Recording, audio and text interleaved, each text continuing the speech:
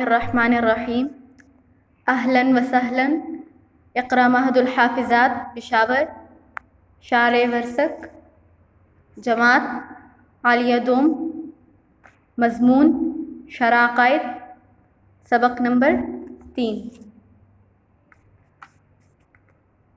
عبارت دیکھیے وَاعْلَمْ أَنَّهُ لَمَّا كَانَ أَحْوَالُ الْقَبْرِ مِمَّا هُوَ مُتَوَسِّطٌ بَيْنَ أُمُورِ الدُّنْيَا وَالْآخِرَةِ أَفْرَدَهَا بِالذِّكْرِ ثُمَّ اشْتَغَلَ بِبَيَانِ حَقِّيَّةِ الْحَشْرِ وَتَفَاصِيلِ مَا يَتَعَلَّقُ بِأُمُورِ الْآخِرَةِ وَدَلِيلُ الْكُلِّ أَنَّهَا أُمُورٌ مُمْكِنَةٌ أخبر بها الصادق ونطق بها الكتاب والسنة فتكون ثابتة وصرح بحقيقة كل منها تحقيقا وتأكيدا واعتناء بشانه فقال.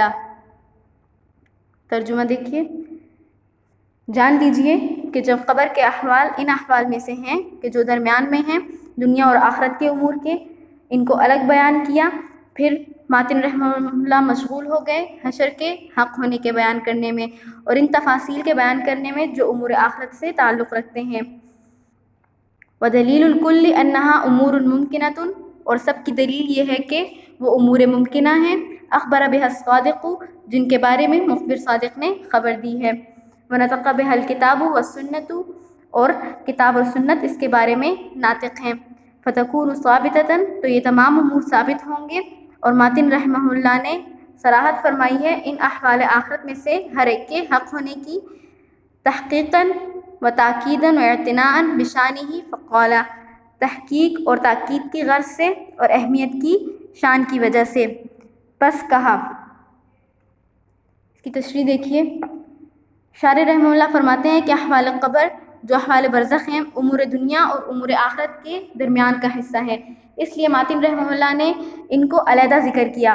اس کے بعد حشر کے حق ہونے میں اور ان چیزوں کی تفصیلات بیان کرنے میں مشغول ہو گئے جو امور آخرت سے تعلق رکھتے ہیں، مثلاً بعث، وزن، کتاب، سوال، حوض، پل صراط، جنت، جہنم وغیرہ. اور ان سب کی دلیل پھر آگے پیش کی ہے، اور دلیل یہ ہے کہ مذکورہ امور ممکنہ ہیں، اور قاعدہ ہے کہ جب امر ممکن کی خبر مخبر صادق نے دی تو پھر اس پر ایمان لانا ضروری ہے. نیز کتاب و سنت سے ان کے احوال معلوم ہیں، لہٰذا ان پر ایمان لانا ضروری ہے. آخر میں شارح رحمہ اللہ فرماتے رہے ہیں کہ ماتن رحمہ اللہ نے آخرت کے احوال بیان کرتے ہوئے وہ طریقہ نہیں اپنایا جو احوال قبر بیان کرتے ہوئے اپنایا ہے. احوال قبر میں تینوں کی خبر آخر میں لائے تھے، یعنی سب کی خبر ثابت بعد میں بیان کی تھی. یہاں احوال آخرت میں ہر ایک کے ساتھ ساتھ خبر بھی بیان کی ہے. مثلا یوں کہا البعث حق والوزن حق وغیرہ. یہ طریقہ اس لیے اپنایا ہے تاکہ ہر حکم محقق و مؤکد ہو جائے. آگے عبارت دیکھیے. والبعث وهو أن يبعث الله تعالى الموتى من القبور بأن يجمع أجزاءهم الأصلية ويعيد الأرواح إليها حق. اور بعث اور وہ یہ ہے کہ اللہ تعالیٰ مردوں کو قبروں سے اٹھائیں گے، بئی طور کے ان کی اجزاء اصلیہ کو جمع کریں گے اور روحوں کو ان کی طرف لوٹائیں گے، حق ہے. لقوله تعالی ثم انکم یوم القیامۃ تبعثون، وقوله تعالی قل یحییها الذی انشأها اول مرہ. باری تعالیٰ کے فرمان ثم انکم یوم القیامۃ تبعثون کی وجہ سے، اور باری تعالیٰ کے فرمان قل یحییها الذی انشأها اول مرہ کی وجہ سے. تشریح دیکھیے.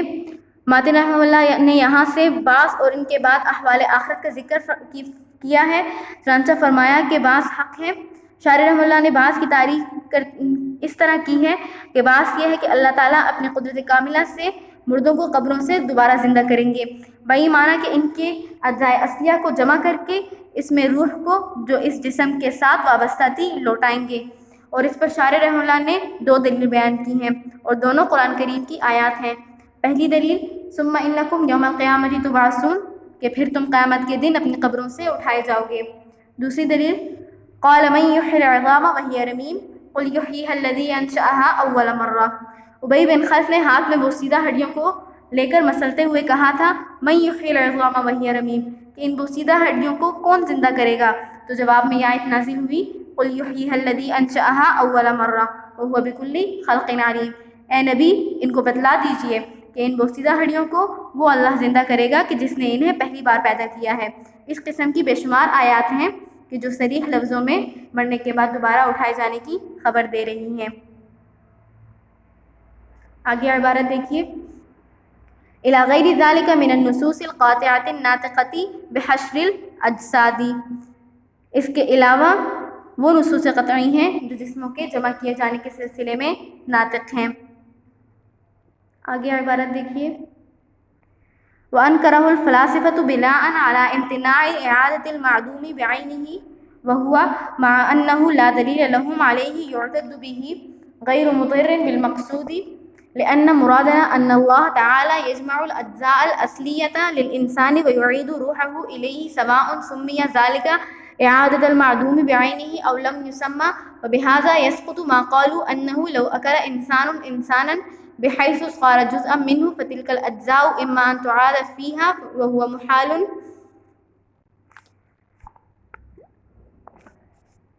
أو في أحدهما فلا يكون الآخر معادا بجميع أجزائه، وذلك لأن المعاد إنما هو الأجزاء الأصلية الباقية من أول العمر إلى آخره، والأجزاء المأكولة فضلة في الآكل لا أصلية۔ ترجمہ دیکھیں، وَأَنْكَرَهُ الْفَلَاسِفَةُ، اور فلاسفہ نے اس کا یعنی بعث کا انکار کیا ہے، بنا کرتے ہوئے بعینہ معدوم کے اعادے کے محال ہونے پر، اور یہ باوجود اس بات کے کہ ان کے پاس اس پر کوئی معتد بھی دلیل نہیں ہے جو مقصود کو مضر نہیں۔ لأن مرادنا، اس لیے کہ ہماری مراد یہ ہے کہ اللہ تعالیٰ انسان کی اجزائے اصلیہ کو جمع کریں گے، اور یعید روحہ، اور اس کی طرف اس کی روح کو لوٹا دیں گے، چاہے اس کا نام بعینہ معدوم کا اعادہ رکھا جائے یا نہ رکھا جائے۔ اور اس سے وہ اعتراض دور ہو جائے گا جو انہوں نے کیا ہے کہ اگر ایک انسان کسی دوسرے انسان کو کھا لے اس طرح کہ وہ اس کا جز بن جائیں، پس وہ اجزاء یا تو ان دونوں میں لوٹائے جائیں گے اور یہ محال ہے، یا ان دونوں میں سے ایک میں، تو دوسری صورت میں دوسرے کا اپنے تمام اجزاء کے ساتھ اعادہ نہ ہوگا، اور یہ اس لیے کہ معاد صرف اجزاء اصلیہ ہوں گے جو ابتدائی عمر سے لے کر آخری عمر تک باقی رہتے ہیں، اور اجزاء معقولہ عاقل میں فضلہ اور زائدہ ہیں، اصلی نہیں ہیں۔ تشریح دیکھیے اس کی، اس عبارت میں شارح رحمہ اللہ نے بعث اور معاد جسمانی کے متعلق فلاسفہ کا قول نقل کیا ہے اور ان کی دلیل بھی ذکر کی ہے، اور پھر اس کا جواب ذکر کیا ہے۔ نیز فلاسفہ کی جانب سے ایک شبہ ہے، اس کا بھی ذکر کیا ہے اور اس کا جواب بھی دیا ہے۔ اچھا، اب فلاسفہ کا مذہب دیکھیے، فلاسفہ نے بعث اور معاد جسمانی کا انکار کیا ہے۔ ان کی دلیل کیا ہے؟ ان کی دلیل یہ ہے کہ معاد جسمانی میں معدوم چیز کا بعینہ اعادہ لازم آتا ہے، حالانکہ معدوم کا یعنی جو کہ موجود نہ ہو اعادہ محال ہے۔ ہماری طرف سے جواب یہ ہے، فلاسفہ کا یہ کہنا کہ معدوم کا اعادہ محال ہے محض ایک دعویٰ ہے جس پر ان کے پاس کوئی دلیل نہیں ہے، بلکہ دلیل اس کے امکان پر ہے، اس لیے کہ معدوم کو پہلی بار موجود کرنا صرف ممکن ہی نہیں بلکہ واقع بھی ہے، جیسے کہ قرآن کریم میں ہے وَكُنْتُمْ أَمْوَاتًا فَأَحْيَاكُمْ، یعنی موجود کے معدوم ہو جانے کے بعد دوبارہ اس کو موجود کرنا، خاص طور پر اس وقت جب وہ بالکل معدوم نہ ہو بلکہ اس کے اجزاء اصلیہ باقی ہوں، بدرجہ اولا ممکن ہے۔ اور ہماری مراد جسمانی معاد سے یہی ہے کہ اللہ تعالیٰ انسان کے اجزاء اصلیہ کو جو پیدائش سے لے کر آخری عمر تک باقی رہتے ہیں جمع کریں گے، پھر اس کی طرف دوبارہ روح لوٹائیں گے۔ اب چاہے فلاسفہ اس کا نام اعادہ معدوم رکھیں یا کچھ اور۔ آگے دیکھیے عبارت، ما قالوا انہ لو اکل انسان، یہاں سے فلاسفہ کا اعتراض ذکر کیا ہے۔ اعتراض یہ ہے کہ اگر ایک انسان دوسرے انسان کو کھا لے تو انسان معقول انسان عاقل کا جز و بدن بن جاتا ہے، تو اب اجزاء معقولہ دو حال سے خالی نہیں۔ نمبر ایک، یا اجزاء معقولہ کا اعادہ عاقل اور معقول دونوں میں ہوگا، یا دوسری صورت یہ ہے کہ یا ان دونوں میں سے ایک کے اندر ہوگا۔ پہلی صورت محال ہے، اس لیے کہ اس وقت شے واحد کا آنے واحد کے اندر دو محل میں ہونا لازم آئے گا، عاقل میں بھی اور معقول میں بھی، اور یہ باطل ہے۔ دوسری صورت میں انسان کا اعادہ بجمیع اجزاء نہ ہوگا۔ اب ہماری طرف سے جواب یہ ہے کہ ہر شخص کا معاد اس کے اجزاء اصلیہ کو جمع کرنے کی صورت میں ہوگا جو ابتدا عمر سے یعنی پیدائش سے لے کر آخر عمر تک باقی رہتے ہیں، اور اجزاء معقولہ انسان عاقل کے اندر اجزاء اصلیہ نہیں ہیں بلکہ یہ اجزاء زائدہ ہیں۔ کیونکہ اجزائے معقولہ انسان عاقل کی پیدائش سے نہیں تھے، بلکہ پیدائش کے بعد جب اس نے انسان معقول کو کھایا تب پیدا ہوئے۔ نیز یہ بھی ہو سکتا ہے کہ انسان کے اجزائے اصلیہ وہ ذرات ہوں کہ ان ذرات کی شکل میں اللہ تعالیٰ نے تمام انسانوں کو جمع کر کے عہد الست لیا ہو، تو اللہ تعالیٰ ان اجزائے اصلیہ یعنی ذرات کو انسان عاقل کا جز بننے سے محفوظ رکھیں گے، اور ان اجزاء کا اعادہ انسان معقول کے اندر ہی ہو، تو اس صورت میں ہر ایک یعنی انسان عاقل اور انسان معقول کا اعادہ بجمیع اجزاء ہوگا۔ آگے عبارت دیکھیے، فَإِنْ قِيلَ هَذَا قَوْلٌ بِالتَّنَاسُخِ لِأَنَّ الْبَدْنَ الثَّانِيَ لَيْسَ هُوَ الْأَوَّلُ لِمَا وَرَدَ فِي الْحَدِيثِ مِنْ أَهْلِ الْجَنَّةِ جُلُودٌ مُرُودٌ وَإِنَّ الْجَهَنَّمِيَّ زِرْسُهُ مِثْلُ أُحُدٍ ومن ها هنا قال من قال ما من مذهب إلا وللتناسخ فيه قدم راسخ قلنا إنما يلزم التناسخ لو لم يكن البدن الثاني مخلوقا من الأجزاء الأصلية للبدن الأول، وإن سمي مثل ذلك تناسخا كان نزاعا في مجرد الاسم ولا دليل على استحالة إعادة الروح إلى مثل هذا البدن، بل الأدلة قائمة على حقيته سواء سمي تناسخا أم لا۔ ترجمہ دیکھیے، فَإِنْ قِيلَ هَذَا قَوْلٌ، پس اگر کہا جائے یہ تو تناسخ کا قائل ہونا ہے، لِأَنَّ الْبَدْنَ الثَّانِيَّ، اس لیے کہ بدن ثانی لَيْسَ هُوَ الْأَوَّلُ بِعَيْنِهِ، بدن اول نہیں ہے، لِمَا وَرَدَ فِي الْحَدِيثِ، اس لیے کہ حدیث میں آیا ہے، من اہل الجنت جلود مرود، کہ جنت والے بغیر بالوں کے اور بغیر دھاڑیوں کے ہوں گے، وَإِنَّ الْجَهَنَّمِيَّ زِرْسُهُ مِثْلُ أُحُدٍ، اور یہ بھی کہ جہنمی کی داڑھ احد پہاڑ کے مثل ہوگی، ومن ہا ہونا، اسی وجہ سے کہنے والے نے کہا کوئی مذہب ایسا نہیں مگر اس میں تناسخ کا راسخ قدم ہے۔ قلنا انما یلزم التناسخ، تو ہم جواب دیں گے تناسخ اس وقت لازم آئے گا لو لم یکن البدن الثانی مخلوقا من الاجزاء الاصلیۃ للبدن الاول،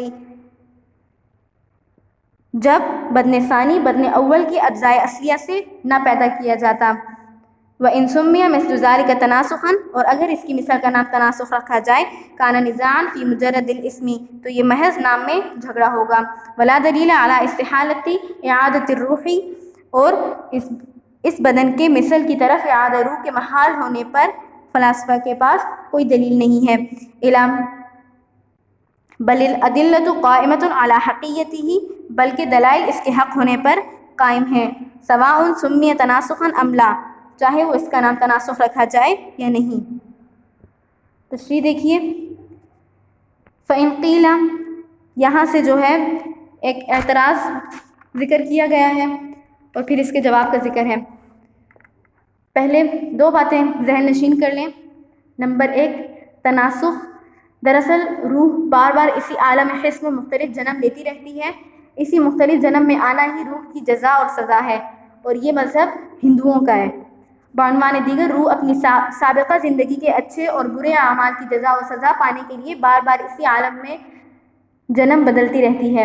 یہ ہندوؤں کا مذہب ہے، یہی تناسخ ہے، جو عقیدہ معاد جسمانی کے انکار کو مستلزم ہے، جو سراسر کفر ہے اور اسلام کے خلاف ہے، اور تناسخ باطل ہے، کیونکہ اس صورت میں دنیا جو دارالعمل ہے اس کا دارالجزا ہونا لازم آئے گا کہ ہندوؤں کے مذہب کے مطابق جزا و سزا پانے کے لیے روح پھر اس دنیا میں واپس آتی ہے جو کہ دارالعمل ہے، اس لیے یہ محال ہے۔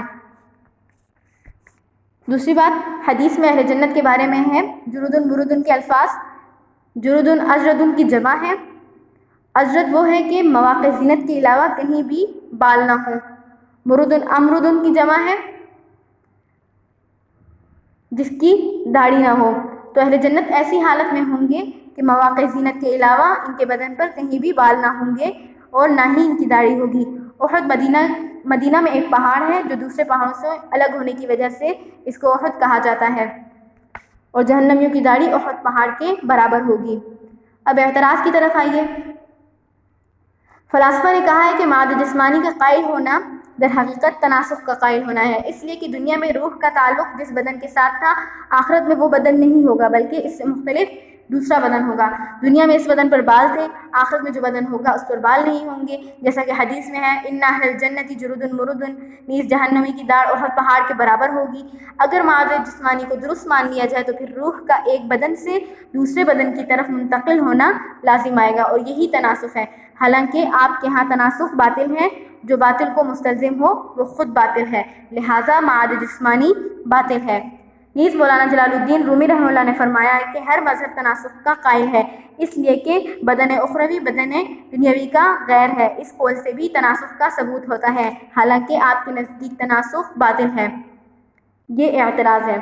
اب جواب کی طرف آئیے، عبارت میں دیکھیے قلنا انما یلزم، یہاں سے جواب دیا گیا ہے تناسخ کا قائل ہونا تب لازم آتا ہے کہ بدن ثانی بدن اول کے اجزاء اصلیہ سے نہ بنایا جاتا، حالانکہ بدن ثانی بدن اول کے اجزاء اصلیہ ہی سے بنایا جائے گا، لہٰذا روح کا ایک بدن سے دوسرے بدن کی طرف منتقل ہونا لازم نہیں آئے گا، جس کو تناسخ کہتے ہیں۔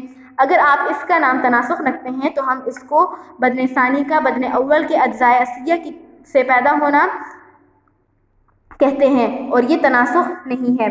تو یہ تو نام کے بارے میں تنازع ہوا، جبکہ نام رکھنے کی کوئی اہمیت نہیں ہے۔ نیز بدن ثانی کی طرف جو بدن اول کے اجزاء اصلیہ سے پیدا ہو، روح کے لوٹائے جانے کے محال ہونے پر آپ کے پاس کوئی دلیل نہیں ہے، بلکہ اس کے حق ہونے پر دلائل قائم ہیں۔ رہی بات مولانا جلال الدین رومی رحمہ اللہ کے بارے میں، تو حضرت شیخ تناسخ کے ہرگز قائل نہیں ہیں اور نہ ہی اس پر راضی ہیں، بلکہ ان کا مقصد اس کلام سے ان لوگوں پر اعتراض کرنا ہے کہ جو معاد جسمانی کو تسلیم کرنے کی بجائے ان کی باریکیوں میں پڑ جاتے ہیں، جس سے ذہن تناسخ کی طرف جاتا ہے۔ یہ آپ لوگوں کا آج کا سبق ہے، اسے اچھی طرح یاد کر لیں، سمجھ لیں، نوٹ کر لیں، مطالعہ جاری رکھیے۔ جزاکم اللہ خیر، وآخر دعوانا ان الحمد للہ رب العالمین۔ السلام علیکم ورحمۃ اللہ وبرکاتہ۔